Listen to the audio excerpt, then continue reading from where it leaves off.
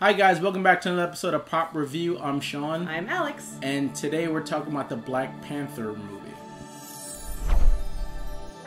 So guys, just before we get started, this is a spoiler review for Black Panther. So if you have seen it, we're going to talk about it in depth. If you haven't seen it, go watch Black Panther and then come back and watch this review. Because it's a spoiler review. So with that being said, I found that it's really hard to review movies without it being a spoiler review, but anyway. I mean, you just have to talk about it in very basic, general thoughts. But this film deserves an in-depth, full examination. Absolutely. So, spoilers. Anyway, most anticipated film probably of the last 365 days.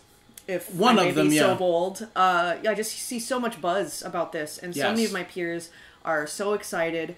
A lot of my black friends are really excited about representation. Even Ryan Coogler, the director, said, that one of the things that he said the movie was like a gift to him.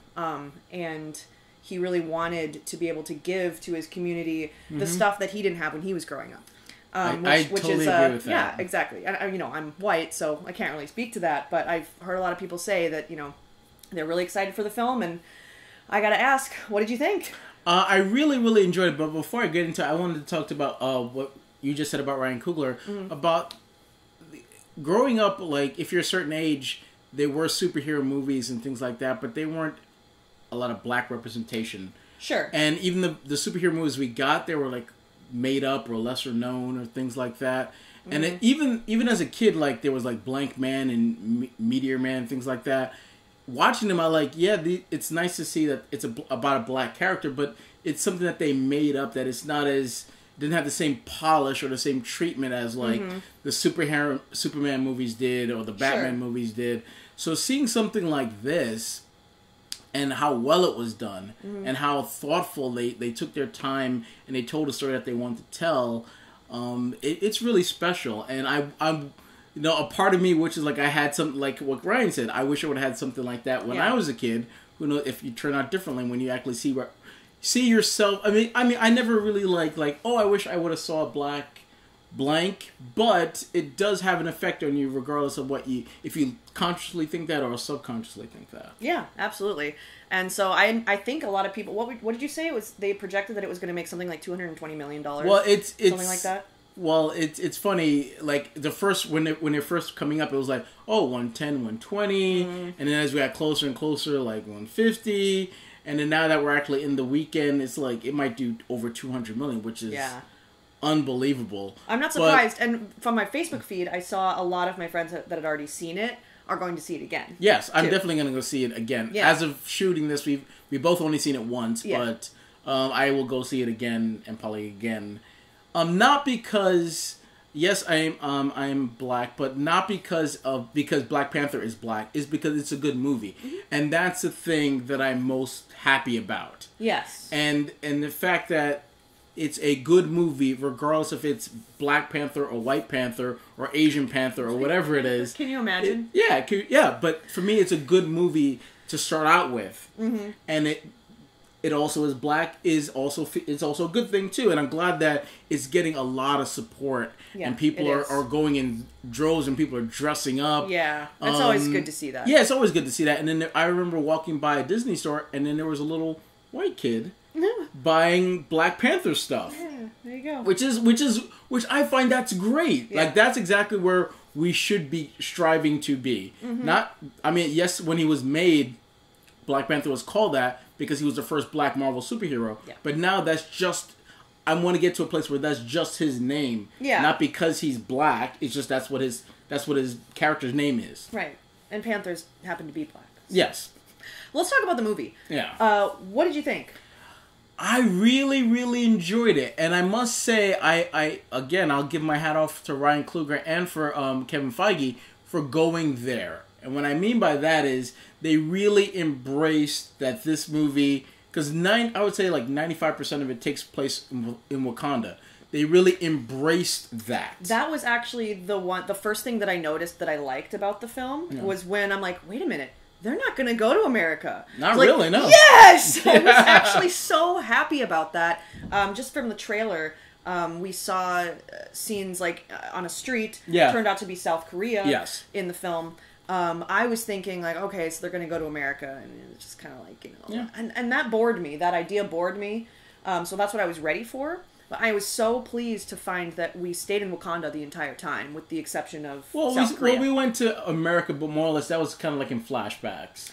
The Oakland stuff. Oh, yeah. But with the Oakland stuff... But you know what I mean. Yeah. The action itself takes place in But I would say with the Oakland stuff, when they flash back to 1992, when the kids are playing basketball, and they had a milk carton as a rim. Yep. Now, I have to admit, I used to do that too in Brooklyn. They did the research, I guess. Yeah, no. I mean, so like, if you didn't have you couldn't afford a regular rim, so you'd cut out the milk carton, and that would be your rim. So it was a lot harder to shoot because you're shooting a round ball into a square ring versus a round one. So your shot had to be a lot better. So the second I saw that, I was like, oh man, they're hitting home with that. So I love that part. Just that little thing, and I know it's a little thing, but it's just a little detail about like inner city life. Yeah. That someone like me would completely mishandle. I could do all the research that I want, but I wouldn't have been able to bring that detail to it. Yes. And I think that's one of the things that's so important about this film is,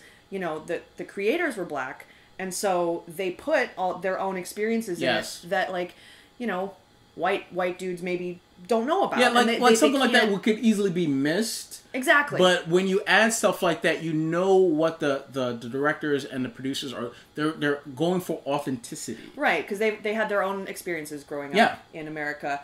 And there's just so much to talk about with this film. But on that note, so we have our villain, Killmonger, who was a really great villain. If you watch our channel, you'll know how I feel about villains. I feel that they're probably one of the more important characters that you can have in any film. Like, the villain is probably the second most important character, if not the first most important character, to actually guide the story and figure out what the protagonist is going to become or not become. And I thought Killmonger was a really, really great villain because he had some humanity to him. Yes. He grew up in this sort of disenfranchised, inner city hood in Oakland, and was just disenfranchised with the idea that he felt like his people forgot about him. And he felt like they did. Well, sure. They abandoned him, Exactly. And he didn't know why, and he didn't know why he deserved that. And I think that, I don't know, but maybe you can attest to this, I think that's probably what a lot of young people growing up in that situation may feel. Yeah. Just sort of isolated and feeling like they're forgotten. Poverty in a lot of those communities as well. Maybe getting a little bit off the point here, but I thought that was actually a really nice touch to the villain to make him more relatable.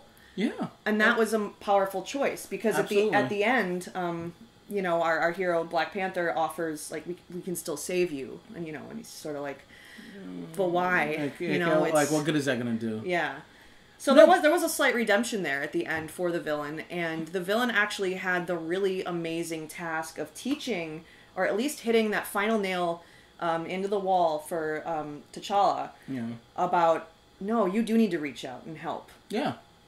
So I just thought it was a really well wrapped up story, and I think that Killmonger really assisted with that. No, I love how that, like, we didn't get a lot of his backstory, but we got just enough to get his motivation across. Mm-hmm. And I think with Marvel movies, they kind of sometimes they don't focus on it enough. And I think this story, we got just enough to understand, like, why he's so mad. Mm-hmm. Because, like, if you're a young kid, he probably was like 10, 11 years old, you go into your apartment and your dad's dead. Right. So, like, that would affect you, and that would make you angry. And then as he learns more and more about Wakanda, he's like, well, yeah, you guys had all this stuff, and not only did you leave me here, you haven't done anything for anybody outside of Wakanda when you easily could have. Yeah. I could totally relate to that, and I could understand why he would think that.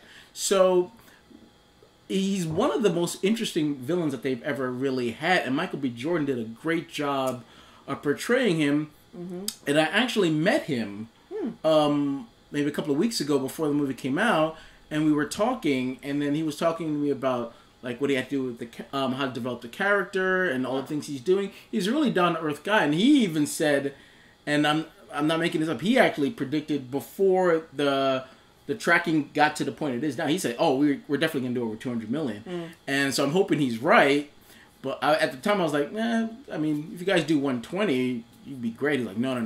we're gonna do over He's 200. like, no, we got this. So, I killed it. No, he did kill it, and I'm sorry that his character had to die. And I even told him, I was like, I'm too bad you're not gonna do any more Marvel movies. He's like, yeah, well, I got other things I'm working on. Yeah. He's like, yeah, you're doing Creed 2 and stuff like that. So well, right, you know, he wasn't.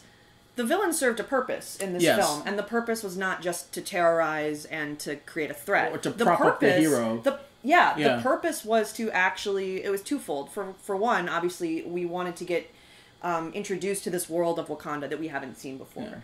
Yeah. And that helped, sort of the ins and outs of, okay, who's the king? How do you become king? You can challenge to become king. It was like, okay, a lot of these little details that wouldn't become necessarily that important if it weren't for the setup for what Killmonger was going to come and do. The other thing, too, like I mentioned before, is that he was sort of the final nail in the coffin that got T'Challa to realize, like, okay, I know what my path is now as king. So, you know, he's not a super villain. You know, he's not just a villain for villain's sake. Yeah. He actually serves a lot of really great story purpose. Yes. So I was really happy with that. And also his pecs were just on point. Well, yeah, they both were in shape. He's a good-looking guy. I'm just going to throw that out there. He looks exactly the same in person. But I would say that is that with his character, he just did such a good job, and I'm so happy for him. I really felt for him because now I think this is going to help him put him on the map more. I mean, Creed did a little bit, but Creed 2, I think this, and then now doing Creed 2, I think people are going to not know his name a lot more, even though he has a famous name. He's not related to Michael Jordan, but he has a famous name. Michael B. But I just also wanted to bring up the fact that remember when we did the first trailer and there was a line, it's going to be hard for a good man to be king. Yes. I think that's pretty much what this movie was about. Exactly. In the sense that because he's just now getting all this stuff thrown on him. He's Black Panther. Now he's dead. Now he's got to be king. What do I do? Do I follow the tradition of the past kings of being like, no, we're just going to take care of our own? Or these other people telling me, like, no, we should go out and we should be sharing our technology. We should be sharing all these things. Like, what is like? That is a hard dilemma to try to come across, because like his dad is pretty much, he saw how his dad did it, and the fact that he tried to put Wakanda first created Killmonger in the first place. So I think with T'Challa's they did a good job of showing that tug of like, well, which way am I going to go? Well, sure. And, you know, there are a lot of parallels with something like The Lion King, actually. Yes. Which I noticed right away. You know, there's the family usurper. You know, there's the struggle of what kind of a king am I going to be? Am I even built to be a king? Yeah. Like, how am I going to live up to my father? And then, of course, you go to the ancestral plane and you see Dad and you get to talk to him and he tries to talk you up. So there were a lot of parallels there, but it's a very common trope, the whole, once you come into power, how do you use that power? And how do you balance the people that you care about personally in your own life, like, you know, your sister or your girlfriend or whatever? How do you balance trying to take care of your people who have, in this case, been isolated pretty much from the rest of the world? The rest of the world doesn't know that they exist.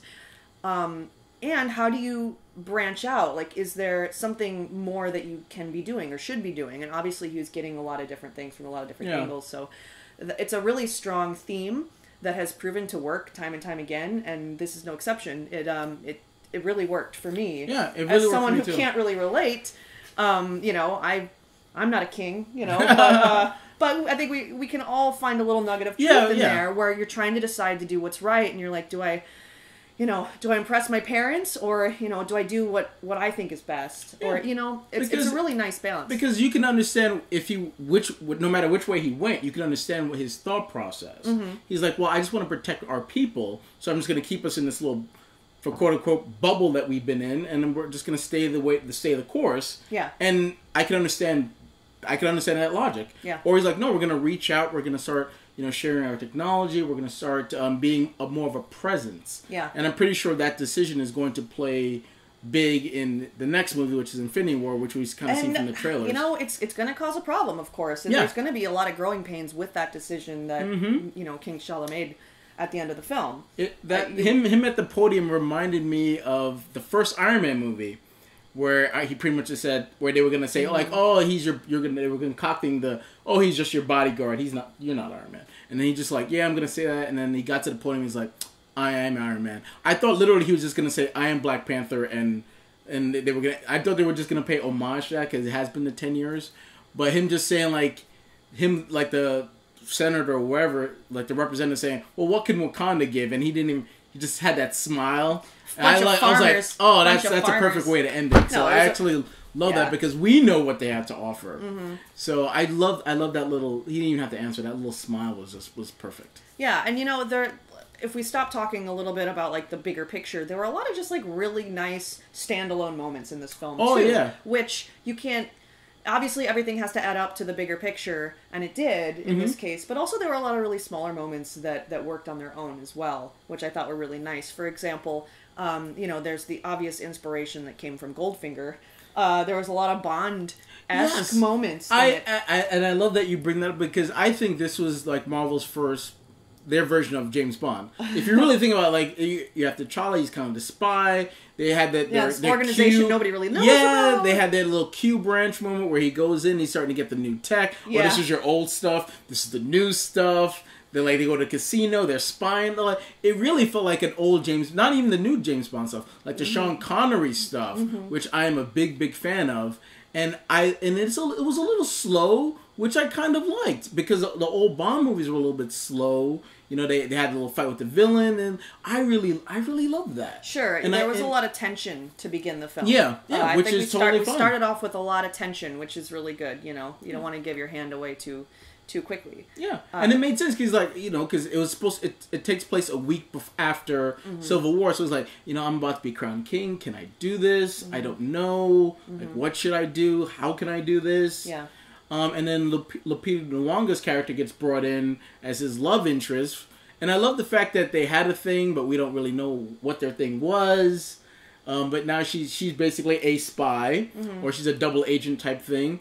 And then she comes back into his life, and she's like, no, we need to be more outreach. We need to be doing these things. Yeah, like, she's that little voice in his head that's pulling him towards that direction, you know, along with all the other ones that he's getting. But I did like that dynamic. I didn't like that there was too much. I liked the fact that there wasn't a love story. Obviously, they love each other, but, you know, he didn't, like, get the girl at the end necessarily. You know, kind of did a little bit, but it wasn't like a stereotypically. It wasn't obnoxious. You know, no, it was kind of like, it kind of also reminded me like of Doctor Strange, where he has a love interest, but she's doing her own thing, and it's there, it's underneath it, but it's not like it's not really part of the main story. It's a subplot, but a very not in your face, beating over the head, like, yes, they're in love, he's doing this for her, and all this other, like, it's there, we get it, and then, like, yes, he kind of gets her in the end, but it wasn't like, oh my god, like, I have to save her. Exactly. Like, and damsel in distress type thing. Yeah, she doesn't need him. No. And this is a great segue, because another thing that I really noticed right away that I really liked about this film is all the strong female characters. Yes. And strong black female characters. Yes. You know, double whammy. Yes. You know, they're all just so, they're in high positions of power. You know, his sister's just a genius, basically, the princess. We have the general, who's like the greatest warrior, like, you know, in the entire kingdom. And then, you know, the love interest, who is sort of like this philanthropist figure who just sort of does her own thing. Yeah. Just all really strong characters. And when we think that T'Challa's dead, you know, it's them who have to sort of guide, and of course, you know, they have the American white guy just sort of like bundled up, following them around. Like, just like, whatever you ladies say. Which I thought you're in charge. Which I thought was really refreshing. There were a few moments where I was afraid that he was going to try to like mansplain or like white-splain. Is that a thing? That's got to be a thing. I'm sure it's kind of a thing. I was a little concerned. I'm like, oh, I hope there's no, like, you know, just hope they walk that line very carefully. And I was really pleased with the way that they dealt with that. You know, the women were all still in charge, and, you know, no one really had to be saved outside of... They did a lot of the saving themselves and taking charge. But I do like the fact that... Michael Freeman was in the movie. It made sense for him to be in the movie. I also like Andy Serkis coming back as being Claw. Yeah. He was very fun. He's fun to and watch. Outgoing in his role. I think more so in this version than he was in Age of Ultron. He got to play with it a little bit more. Like, just like, go have fun with it. And he did. He wasn't in it very long, but I do like his character. But yeah, like, it was really refreshing to see, and kind of goes back to what I was saying earlier, that this cast was pretty much 97% black. Yeah. Except for Andy Serkis and a couple other characters. Yeah. And it was taken seriously, and I think that's what everybody wanted out of this movie, is that a black movie to be taken seriously. Yeah. Like, it really existed. And there weren't a lot of, like, jokes. Don't get me wrong here. Like, there were a lot of funny moments, but I didn't feel like they were making too many black jokes that would have cheapened it. Yes. I don't know how to say it correctly. If you want to jump on you're that. absolutely right, because there are, like, stereotypical jokes that a black movie would have. Right. Not to downgrade them, but there are just certain things that in a black movie, there's certain kind of jokes that you would have, and this movie didn't have any of it. Yeah, it was had really refreshing. Humor that you would expect from a Marvel movie, and that's what I wanted. I didn't want black humor or black jokes or like them. I think if anything, there was a joke about Americans. Yes, but that which is fine. Yeah, which if you're not from America, a lot of people would say, "Look, damn Americans." Everybody's making fun of us, right? Yeah, which I would. Which is fine, but it wasn't like us. We're black. You're white. It wasn't anything like that. Like, you're more or less you're an outsider, which is totally fine. It doesn't matter what skin color you are. You're different from us. We have a certain way of doing things. You don't. So I was so happy that they didn't go there with it. Which, if they did, I would have been like, I wish they didn't. But I enjoyed it even more so because they didn't. Yeah, these little details, and like I keep saying, like that the higher ups were, black, really helped inform these. It's like so refreshing to like not have a black movie written by some white dude, Yeah, because Ryan Coogler co-wrote it, and everybody was like, well, do you need a black guy to direct a black movie? You don't. A white guy could have, or a woman could have directed this movie, but it wouldn't feel the exact same way. No. Even if it's the exact same script. It's the authenticity factor, like we keep saying. It's those little details. The little details make a difference. And that's also why, not to, talk about something unrelated, but it's a little bit related. Like, women directors as well. Same thing. It's sort of like, okay, yeah, sure, a man could direct the script, but a woman's going to bring something really interesting and new to it that someone else just wouldn't be able to do. So it's that sort of mentality, and like the undertones. Yeah, and I appreciate that. And obviously a lot of people say, oh, well, we'll just hire the best person for the job, which, great, but a lot of times the best person for the job is someone who can relate to the material in a way that we haven't, seen before. Yeah, I mean, once movies like this become more common, I would just want the best person for the job. But in this case, because it's not the first black superhero movie, but it's the first one in this era, so it has to be taken. It has to be put in a certain person's kind of hands to treat the material in a way where it serves the greater purpose of what Marvel's doing, but it also speaks to that little kid who is black. I'm not gonna lie to you, and so he can look up on the screen like, that's someone that I could like. I see myself there.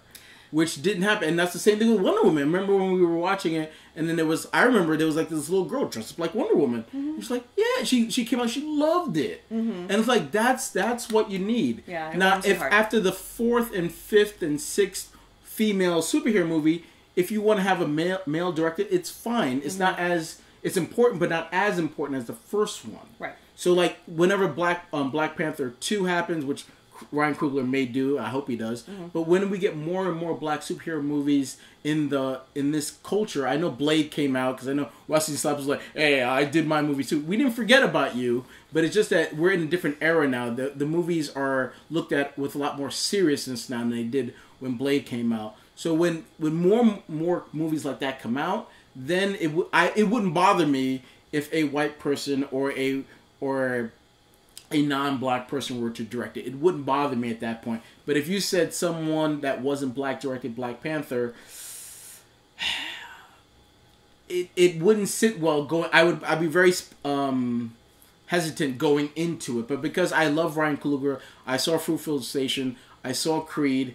He's a very talented and capable director and writer. So knowing that he co-wrote it and he directed it, I was like, this movie's in great hands. And then once we saw the first trailer, I was like, yeah, they nailed it. But then even watching it and seeing as how they embraced the African culture, which I'm not from Africa, but they didn't shy away from it, which they easily could have. They could have just showed us more of just how Wakanda is this futuristic place. They could have played more to that angle, but they embraced the tribalness. That's what I was going to say about why it's also important that there's a black director, is because we were in Africa the whole time. Yeah. And we've gotten, up to this point, a very, perhaps not correct impression of what Africa is actually like. Yeah. We see a lot of, poverty. We see, these images that are presented to us, in film, and even not in film, even just culturally, like around the block. You just you think of Africa and you think like, oh yeah, it's so dusty and sad there. But that's not really what Africa's like at all. And obviously there's no Wakanda, but I think they really honed in on like celebrating what Africa has to offer, even though there is no vibranium there. And I think that's another reason why it's great that you have a black director and you have this black cast, and they're just sort of celebrating, the African continent. Yeah, and I love the fact that Andy Serkis was like saying like, no, El Dorado wasn't in South Africa. It wasn't in South America. It's in South Africa. It was in Africa. Yeah. And I can't speak enough about how good it was. It was really enjoyable, and I think the only criticism you can have is that it was kind of slow and it took its time to get there. Which again, for me, it's fine because, like I said, for me it felt like an old James Bond movie, which always took its time. Mm-hmm. So for me that was fun, but I think that's the only thing you can nitpick about this. Yeah. What would you think? Well, there were maybe like a couple things that I didn't really like, and I'm still kind of stewing it over a little bit. One of them is it was a little predictable, and there are arguments for why a story like that works, because it's been proven to work, But, I was leaning to the person next to me, and I was just like, okay, well, the monkey guys are going to come back, and they're going to save the day at the last minute. I said that, and then, of course, you hear their war cry, and it's like, okay, I was right. Especially when he says, like, yeah, I'm not going to help you. That means that's cool. It's like, I'm going to help you. Yeah, I'm going to help you. So it was a little formulaic in that sense, and which is okay. That's not like a huge ding for me, but I do wish there was some, just a little bit more of some kind of twist in there that we weren't expecting, but it was just a very straightforward sort of Lion King-esque story, which is fine. The only other thing that I really didn't like was, actually, one half thing that I didn't like was Andy Serkis's, when his arm was gone, I could tell that his sleeve was CGI. Yeah, and then I couldn't look away. When Killmonger was shooting him, you could tell, oh, that didn't look really well. It didn't look great. And on that front, some of the CGI was, especially with the tribal fight. Yeah. That whole wall is that's 100% CGI. And some certain angles, when they were looking from the bottom up, it was ooh. Yeah, it did look a little.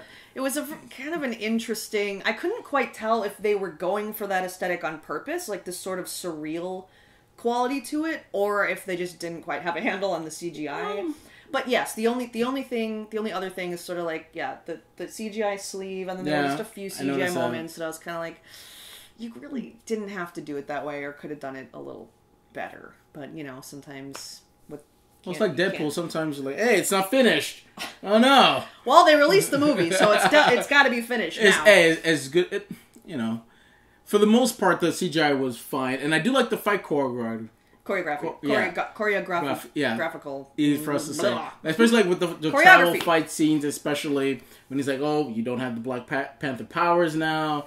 I love him when he fought Manape when he fought him at the beginning. Mm-hmm. I love that fight. Yeah. And I love how him and Killmonger fought the first time, more so than the second time, because there was a lot of CGI in that. But Ryan Coogler just did a great job, and I'm really happy for him, and I'm happy the important moments were there, regardless of the CGI. They definitely honed in on the important moments. Yeah, absolutely. There was one other thing that bothered me just a little, is T'Challa's character sort of disappears a little bit in the middle because we think he's dead. Yeah. Of course, he's not actually dead. We know this. Yes. He's going to come back. But I feel like they missed an opportunity, and we didn't see him in that time that he was dead, right? Because the gorilla people brought him up and he was in a coma. I felt like that would have been a really great opportunity to do something a little bit more mystical with the story. I felt like it was missing some mysticism, and we went to the ancestral plane 3 different times. Yeah. T'Challa was there twice, and then Killmonger went once. Yeah. But even then, he just ended up back in his apartment, even though you could obviously see that it was the ancestral plane.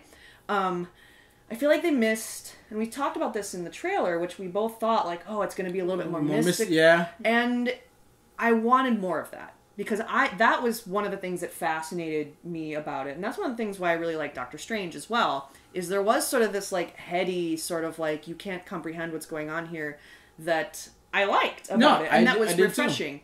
And I did like that they went to the ancestral plane. I did like that the Panthers in the tree just looked so cool. Yeah. And, like, kind of obviously very CGI, but it almost didn't even bother me because it was just so like weird. Because they're like represented like the past, and I kind of wish they just kept them like that, because the second time we come back, we actually see like humans. Like, I wish it would just still cats. Keep the Panthers. Yeah, but so I feel like there was a missed opportunity there, and that I can see that, and that it would have been nice for when we thought he was dead if he went on some other spiritual journey that actually really helped guide him into making the right choice. Because I do feel like he came back, and there was a really nice subtextual, like, symbolic moment where they cover him with snow as opposed to the sand, which sort of to me signifies like a new era. Like, this is not something that they've done before. They always bury them in sand, but now he's being buried in the snow to reach the ancestral plane. So I read that as like, oh, there's a change going to happen in him.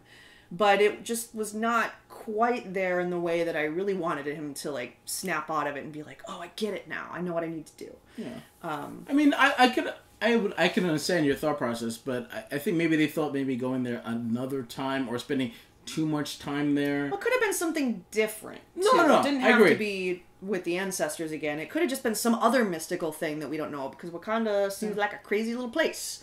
So maybe some other... Or, like, he could have met his uncle there, too, which would have been really interesting to see. Like, because now, like, his dad is dead, his uncle was dead. If they would have both been in the same, like, talking to him. Like, I agree with you. Yeah. But it didn't take away too much from the rest of the film for me, but that is something that I wish they would have done differently. I think that's really it. I really enjoyed it, and I did too. I think we touched on pretty much everything. Is there anything else? The only thing we didn't talk about is the end credit scene. So there are 2. Oh, that's right. So after the titles, like, what they do is now they don't have the title of the movie in the front. Now they have it at the end. After that, then they had the whole United Nations things. Oh, we're gonna be, hi, we're Wakanda. Yeah, hi, we're Wakanda, hi. And we have a lot of technology. We got some cool shit. Yeah, exactly. You're gonna like it. Yeah. And then after the credits, we actually saw Winter Soldier, Bucky Barnes, being taken care of, not necessarily in Wakanda. It's kind of like the outskirts of Wakanda, not in the city. He's kind of in this hut, and the kids are laughing at him, calling him White Wolf, which is funny. And then he comes out. He doesn't have his arm now. But to me, that seems like a foreshadow. Yeah. For sure. Well, because I think Black Panther, White Wolf. It's sort of like, okay, something's gonna happen here. Like, I think they got rid of all that brainwashing of that Hydra did to him. I think he's cured of that. Yeah, now. It seems like he's had like a little like yoga session, like a little meditation, and he's good to go now. Yeah, I think so. I think because we saw him in the trip. Like that's the only thing about the Marvel movies is because we have so many coming out in a year. Like, oh, we already saw Winter Soldier. Oh, like, because I remember when T'Challa got thrown off the cliff, people were with, like, is he dead? I was like, no, he's not dead. Even though, like, it's a Black Panther movie. Guys. I saw him in the Infinity War trailer. He's not dead. He's not dead. So, I mean, it takes a little bit away. I mean, if you go to enough movies, he's not dead. But we really know he's not dead because I saw him in the next movie trailer. So, other than that, I mean, that's just a little nitpick. But I understand you got to market the movie. You can't avoid it. But I'm curious to see how he is going to be different now. Based on that, and I hinted a little bit of attraction between him and his sister. I picked up on that. Did you guys see that? Am I reading too much into that? Just like each other a little she's like, yeah, she's into it. Yeah, yeah, I think she's into him a little bit, which is hey, can't blame the guy. It looks like young Luke Skywalker. So I'm curious to see where that goes. But yeah, that was I think we hit on everything. The only other thing is a question that I have. Yeah. So Killmonger burned all of the plants. He did. That gave and both took away from the Black Panther power? Is that how it works? As it's well the same as flower that gives you the Black Panther power and takes it away. You drink the little juice and you look a little crazy for a second, like you're gonna Hulk out, but then you don't. So my question is, obviously, the love interest character took the last one and used it on T'Challa in the snow in the Monkey Kingdom. Yeah. I'm just gonna call it the Gorilla Kingdom. Sorry, Man-ape. Oh gosh, I'm so embarrassed. We had the same thing for Planet of the Apes. I kept calling them monkeys, and no one let it go. No. So okay, the Gorilla Land in the mountains. So was that the last? So if he gets his powers taken away, are they gone for good? Well, there's no really reason for him to take him away again because there's no one else to challenge. Because he's king now. Well, because that's his one weakness then, I guess. Yeah. Is the fact that he can have his powers withdrawn. And so what I gathered from these flowers, and you guys forgive me, I have not read the comics. I like Black Panther, but I don't have all the ins and outs like a lot of you guys do. So forgive me, but what I gathered was that these plants grow this way because they're surrounded by the vibranium. Yes, it got and into so the it kind of gets into the soil. Okay, so I guess there's still hope to grow more. Then. Yes. Okay, so that was my question. So I didn't know if now we're because it might be more interesting if we were in a place where it's like, ooh, that's it. Like this is the last, Black Panther in terms of the powers that he has. And it still could be. That would be really interesting. It depends on how they would want to go with it. In terms of an Infinity War, and then when eventually Black Panther 2 comes out, if they want to ever, because they don't really have to address it now, because he's Black Panther now, and there's really no one to challenge him as being king. So, but it would have been a nice thing to come back, be like, ooh, we actually ran out of that flower, so so they have to figure out. Maybe his sister would have to figure out something else. Yeah. So I do like his new suit too, by the way, which is kind of like. I thought they were going to do like a Tony Stark type thing with his, when she mentioned like, oh, I'm going to give you a new suit. Like, is it going to be like Iron Man? But no, it's like his necklace and it just came out from that. It's a nice necklace. Yeah, I loved his new suit. I didn't think I was going to like it when I saw it in the trailer. Merch. They're going to sell so much. I would buy that. Yeah. I would buy that. Yeah, that would look really good on you. Yeah, I actually had a Black Panther shirt on when I saw the movie. Which I got him Which for I got Christmas. a lot of compliments on. Yeah. So that's why I would have had it on today, but we shot. He wore it already. He spilled mustard all over it. No, I didn't spill mustard. Okay, so cool. We addressed everything, so out of 10 Black Panther claws... 10 claws out of 10 claws. What would you give it? Well, it was really enjoyable, and I liked watching it, but it did have a few things that I felt that could have been done a little better, so... and I always think, like, okay, Jurassic Park's a 10 for me, so, I have to base it off of that. Which is fine. I'm going to give it a 7.75. So 7 and 3/4. 7 and 3/4. Claws? Oh, 7 and 3/4. 7 and 3/4, because I want to say 8, but maybe the more I think about it, the more I'll like it. But, there's just a few things where I'm like, oh, guys, you were almost there. You could convince me to do an 8, but... Oh, if you saw it, I think if you see it again, you would push it to an 8? Yeah, oh, okay. What about you? So originally I was thinking about this, I was going to give it at 8.5, but thinking about it more, and there was something about when I saw this little kid outside of the theater dressed up as Black Panther, it made me think about like, wow, I wonder how I would look at it if I was his age when this movie came out. Would it change how I view things? Because I saw some, like, cause I always love superheroes. And my favorite superhero is Batman.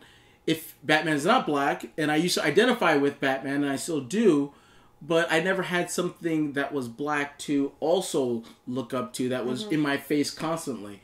So, because I didn't grow up reading comic books, that was not something that was in my household or in my neighborhood that much.